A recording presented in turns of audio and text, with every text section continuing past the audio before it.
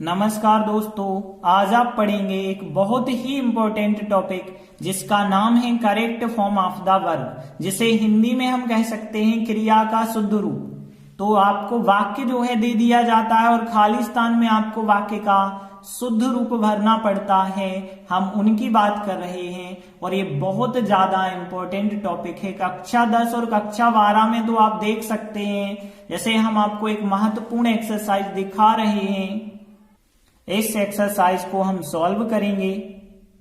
यह एक्सरसाइज बहुत important exercise है और आप मिला सकते हैं। यह एक्सरसाइज वार्षिक परीक्षा में पूछी गई एक्सरसाइज है। तो हम शुरू करते हैं और इसके महत्वपूर्ण नियम जल्दी से देख लेते हैं। कौन कौन से नियम हैं जिनके अनुसार हमें चलना पड़ेगा। तो देखिए, क्रियाओं के फॉर्म होते ही कितने हैं। एक तो फर्स्ट, सेकंड, थर्ड, आईएनजी और एस या टू इन्फिनेटिव फॉर्म होते हैं। बस इतनी तो फॉर्म होते हैं। तो हम जल्दी से देख लेते हैं कि कहां कहां कौन सा फॉर्म लगता है। तो देखिए, एस वाला फॉर्म, फर्स्ट फॉर्म में एस आई एस लगा होगा कब? यदि वो वाक्य प्रेजेंट सिंपल में होगा तब। और वो भी कब लगता है एस वाला फॉर्म? प्रेजेंट सिंपल में तब लगता है जब सब्जेक्ट ही सी इट नाम एक वचन होगा, तो हम क्रिया का एस वाला फॉर्म लगाएंगे। और फिर यदि हम बात करें फर्स्ट फॉर्म कब लगाएंगे?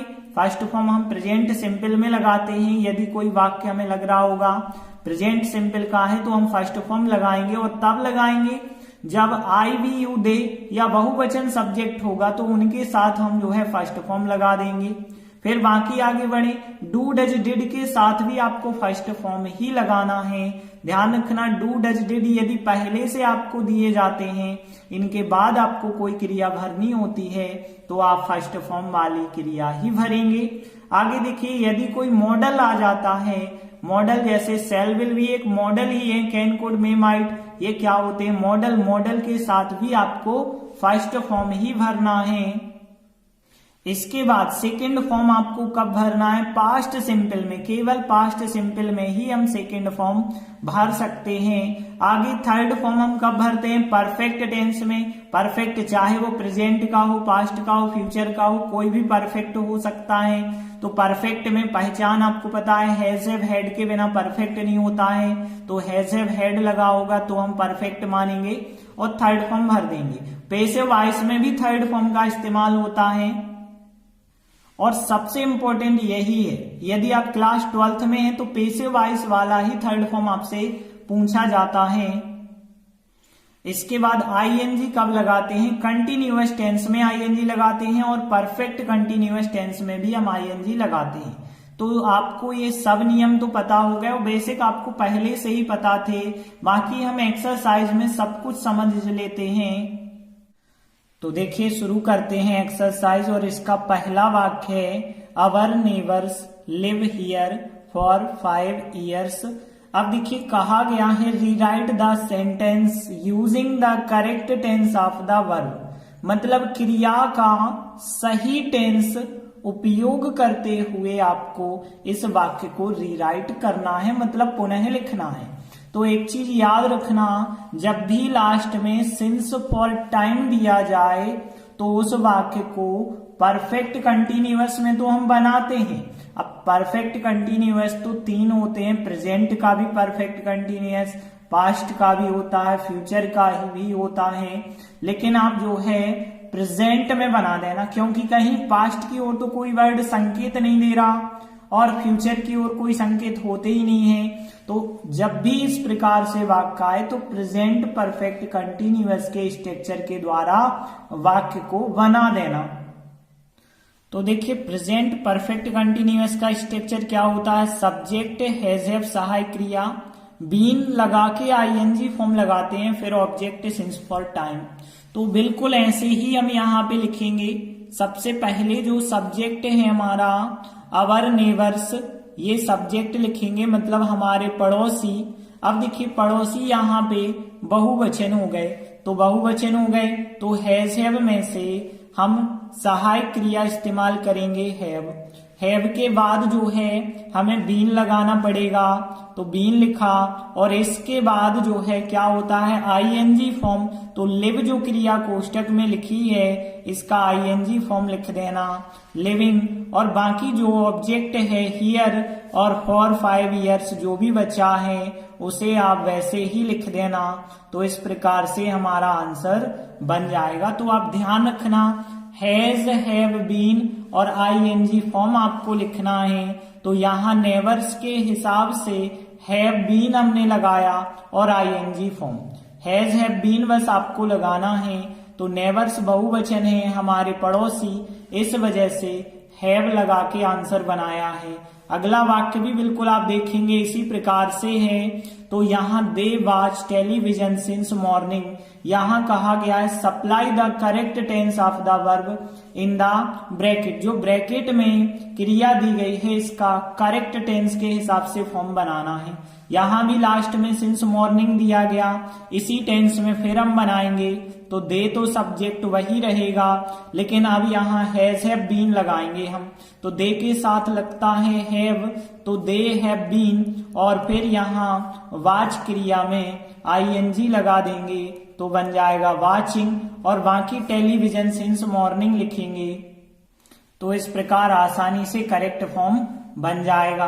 अगला सेंटेंस देखते हैं, वी लिव हियर सिंस 1952। देखिए फिर इसी प्रकार का वाक्य है, तो हमने वी लिखा, सहायक क्रिया हैज हैव बीन लगाएंगे, तो वी के साथ लगता है हैव, तो वी हैव बीन हमने लिखा, और लिव क्रिया में आईएनजी लगा देना तो लिविंग हो जाएगा।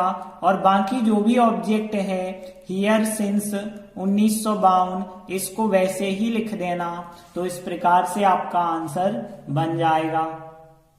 अगला एक और वाक्य देखते हैं, इसी प्रकार से है, इसमें भी बिल्कुल हमें ऐसे ही करना है। सब्जेक्ट तो सी ही रहेगा।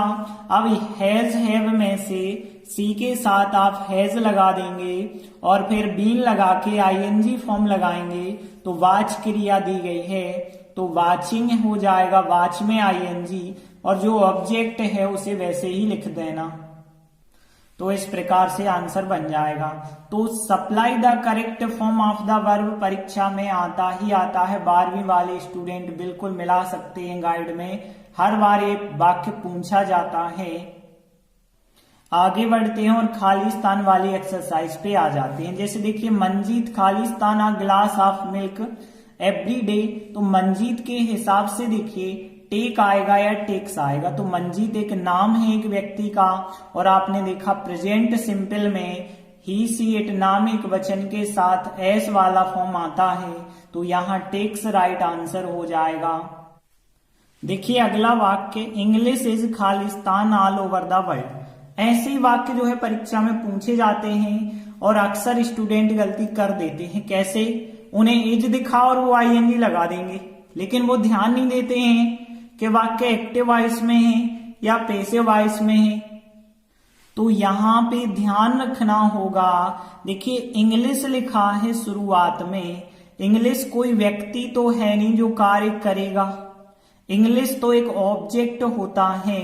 और यदि इंग्लिश लिखा है, इंग्लिश की जगह कोई व्यक्ति लिख देते जैसे राम, तो राम इज स्पीकिंग सही था, राम बोल रहा है सही था, लेकिन इंग्लिश लिखा हमने तो इंग्लिश बोल रही है गलत होता। तो इंग्लिश इज आईएनजी नहीं होता, इंग्लिश इज थर्ड फॉर्म होता, पैसिव वॉइस का वाक्य होता, इस वजह से थर्ड फॉर्म राइट आंसर होगा। देखिए अगला वाक्य, the tallest of these boys खालिस्तान नेक्स्ट डोर टू मी। इसका मतलब क्या है? यहाँ पे इन लड़कों में से जो टॉलेस्ट लड़का होगा, मतलब जो सबसे ऊंचा या सबसे लंबा लड़का होगा, वो नेक्स्ट डोर टू मी मतलब जो है मेरे घर के आगे रहता है या रह चुका है। तो यहाँ पे इनमें से कौन सा फॉर्म भरा जाएगा? देखिए यहाँ पे यदि हम देखें तो इन लड़कों में से जो सबसे लंबा लड़का है उसकी बात हो रही है, एक लड़के की और एक लड़के की बात हो रही है, तो हैव तो लगेगा नहीं, हैव लिव्ड नहीं हो सकता। और हैव के साथ आईएनजी फॉर्म नहीं हम लगाते हैं, या तो लिव होगा या लिव्स होगा। और जब एक लड़के की बात हो रही है तो एक वचन है, इसलिए एस वाला फॉर्म आ जाएगा, लिव नहीं होगा। यहाँ पे ध्यान रखना, एक लड़के की बात हो रही है, यहाँ लिखे जरूर हैं बहुत सारे लड़के, लेकिन उनमें से टालेस्ट की बात हो रही है, टालेस्ट तो एक ही होगा, तो लिप्स यहाँ पे राइट आंसर हो जाएगा। अगला वाक्य देखिए, वी आर गोइंग खालिस्तान आमेश टुडे। अब देखिए गोइंग एक क्रिया पहले से आ जाती है तो दूसरी क्रिया टू लगा के हम लगाते हैं, तो यहाँ टू प्ले राइट आंसर हो जाएगा। ध्यान रखना, एक क्रिया जब भी आए तुरंत दूसरी क्रिया हम टू लगा के लगाएंगे, तो टू प्ले राइट आंसर होगा। अगला देखिए, the boy Khalistan, the word catch, cats और कैट्स। कैट्स की दो स्पेलिंग लिखी है, दो में से एक कोई सही होगी। यहाँ पे देखिए द बॉय एक लड़का है और एक वचन में तो एस वाला फॉर्म लगता है। अब कैच फर्स्ट फॉर्म आपको पता होगा, जब अंत में सी एच होता है तो ई एस लगता है। आपको ये नियम पता है ना, जब सी एच लास्ट में हो तो फिर ई एस लगता है, एस तो नहीं लग सकता, तो ई एस वाला राइट आंसर होगा। तो यहाँ कैचेस राइट आंसर हो जाएगा। अगला वाक्य देखिए, the building was Khalistan down falling. देखिए वाज के साथ आईएनजी फॉर्म होता है, वाज के साथ थर्ड फॉर्म भी हो सकता है पैसिव वॉइस, लेकिन वाज के साथ फ्ल्यू नहीं हो सकता। फ्ल्यू सेकंड फॉर्म फ्लाई का होता है, उड़ना का, ये तो नहीं हो सकता। वाज के साथ फर्स्ट फॉर्म भी नहीं हो सकता। आईएनजी फॉर्म कब होता है, जब एक्टिव वॉइस होता है। थर्ड फॉर्म कब होता है, जब पैसिव वॉइस होता है। तो पैसिव वॉइस में थर्ड फॉर्म का इस्तेमाल करते हैं। अब देखिए बिल्डिंग है, अब बिल्डिंग कोई व्यक्ति तो है नहीं जो कार्य करेगी, तो बिल्डिंग जो है ऑब्जेक्ट होता है, और ऑब्जेक्ट शुरुआत में रहे तो वाज वर सहायक क्रिया के साथ थर्ड फॉर्म आता है, तो पैसिव वॉइस का वाक्य होगा, इसलिए यहाँ फॉलन राइट आंसर होगा। अगला वाक्य देखिए, cotton is Khalistan in Egypt. तो कॉटन जो कपास होता है वो उगाया जाता है, कहाँ पे उगाया जाता है, मिस्र देश में। तो कॉटन की बात करें, कोई व्यक्ति नहीं है जो सब्जेक्ट का काम करेगा, तो कॉटन इज आईएनजी तो हो नहीं सकता क्योंकि एक्टिव वॉइस में होता है, और वाक्य एक्टिव वॉइस नहीं है क्योंकि कॉटन एक ऑब्जेक्ट है। ऑब्जेक्ट है मतलब पैसिव वॉइस, पैसिव वॉइस में हमेशा थर्ड फॉर्म होता है, तो ग्रोन इसका राइट आंसर होगा। अगला वाक्य, रवि ऑलवेज खालिस्तान टू स्कूल। गो या गोज में से क्या होगा, तो देखिए रवि नाम है, नाम एक वचन के साथ हम एस वाला फॉर्म लगाते हैं, तो एस वाला फॉर्म लगाया जाएगा। यहाँ ऑलवेज में भ्रमित मत होना क्योंकि ऑलवेज तो एक एडवर्ब है जो क्रिया से पहले आ जाता है, तो रवि ऑलवेज रवि के हिसाब से एस वाला फॉर्म होगा। देखिए अगला वाक्य, सी डिड नॉट खालिस्तान हर ड्यूटी। हमने आपको बताया था डू, डिड, डज के साथ केवल फर्स्ट फॉर्म होता है, तो नॉट के बाद हम फर्स्ट फॉर्म लगाएंगे डू, क्योंकि यहाँ डज और डिड तो हो ही नहीं सकता। नॉट के बाद आपने पास्ट सिंपल में पढ़ा होगा सब्जेक्ट डिड नॉट, और डिड नॉट के बाद जो है फर्स्ट फॉर्म आता है, तो डू यहाँ फर्स्ट फॉर्म राइट आंसर हो जाएगा। अगला वाक्य देखिए, रोहित खालिस्तान पेन यस्टरडे। यहाँ पे वाय, वायस और बाय का सेकेंड फॉर्म वॉट दिया गया है। देखिए यहाँ पे सब्जेक्ट के बाद सहायक क्रिया नहीं है, और सहायक क्रिया या तो प्रेजेंट सिंपल में नहीं होती है या तो पास्ट सिंपल में नहीं होती है, तो या तो वाक्य प्रेजेंट सिंपल का होगा या पास्ट सिंपल का होगा। यदि यहाँ यस्टरडे लिखा है तो वाक्य पास्ट सिंपल का ही है, और पास्ट सिंपल का है, पास्ट सिंपल में सेकंड फॉर्म का उपयोग करते हैं, तो वाय क्रिया का सेकंड फॉर्म वॉट यहाँ राइट आंसर हो जाएगा। अगला वाक्य देखिए, यहाँ पे ही प्रोमिस्ड द मनी, और यहाँ पे रिटर्न, टू रिटर्न या फिर रिटर्न्स या रिटर्निंग में से भरना है। एक क्रिया पहले से हमें प्रोमिस्ड मिल गई, इसके बाद तुरंत हम दूसरी क्रिया लाते हैं तो टू लगा के आती है, तो टू रिटर्न इसका राइट आंसर हो जाएगा। अगला वाक्य देखें तो the students Khalistan in this ground daily. यहाँ पे देखिए सहायक क्रिया नहीं लगी है, मतलब प्रेजेंट सिंपल या पास्ट सिंपल होगा, और यदि हम देखें तो पास्ट सिंपल तो हो नहीं सकता है क्योंकि डेली लिखा है और पास्ट सिंपल में सेकंड फॉर्म चाहिए था, तो सेकंड फॉर्म तो ऑप्शन में है ही नहीं। प्लेइंग नहीं हो सकता, वो कंटिन्यूअस में होता है, कंटिन्यूअस में सहायक क्रिया होना जरूरी है, या तो प्ले होगा या प्लेस होगा। अब स्टूडेंट बहुत सारे बहुवचन के साथ तो प्ले होगा। अगला वाक्य कामनी डिसाइडेड खालिस्तान अलोन, तो डिसाइडेड एक क्रिया पहले आ गई, दूसरी क्रिया आएगी तो टू लगा के आएगी, तो टू गो इसका राइट आंसर होगा। अगला वाक्य देखिए कि when we reach the station the train had already खालिस्तान, और लीव लीव्स या लेफ्ट में से हमें आंसर बताना है। तो यहां पे दिख रहा है हेड, आपको दिख रहा, और हेड के साथ हमेशा थर्ड फॉर्म आता है, तो लेफ्ट इसका राइट आंसर। ऑलरेडी एक एडवर्ब है जो क्रिया से पहले जैसे ऑलवेज आ जाता है वैसे ऑलरेडी भी क्रिया से पहले लिख सकते हैं। हेड है, परफेक्ट टेंस होगा, मतलब यहां थर्ड फॉर्म राइट आंसर है। अगला वाक्य देखिए रवि यूज्ड टू खालिस्तान in the river when he was young, swim या स्विमिंग होगा, तो यूज्ड टू आपको पता है मॉडल, मॉडल के बाद हमेशा फर्स्ट फॉर्म आता है, तो स्विम राइट आंसर हो जाएगा। देखिए अगला वाक्य Geeta was very tired so she खालिस्तान टू बेड अर्ली। अब देखिए वाक्य में यहाँ पे हमें गो, गोज, वेंट और गॉन दिया गया है, तो क्या भरा जाएगा। देखिए सब्जेक्ट के बाद सहायक क्रिया नहीं है, इसका मतलब है या तो वो प्रेजेंट सिंपल होगा या पास्ट सिंपल होगा। और यहाँ भी यदि वाज सहायक क्रिया आपको लगी दिख रही है तो प्रेजेंट सिंपल तो हो ही नहीं सकता, पास्ट की ओर संकेत है, पास्ट सिंपल होगा, और पास्ट सिंपल होगा तो वेंट राइट आंसर हो जाएगा। अगला वाक्य देखिए आई हैड बीन खालिस्तान टेनिस फॉर 2 आवर्स। देखिए लास्ट में फॉर 2 आवर्स लिखा है, जब भी सिंस फॉर टाइम आता है परफेक्ट कंटिन्यूअस का वाक्य होता है, तो परफेक्ट कंटिन्यूअस में सब्जेक्ट हैड बीन, पास्ट के परफेक्ट कंटिन्यूअस में फिर आईएनजी फॉर्म होता है, तो यहां भी जो है प्लेइंग राइट आंसर हो जाएगा। अगला वाक्य देखिए Mohan was very tired so he खालिस्तान टू बेड अर्ली।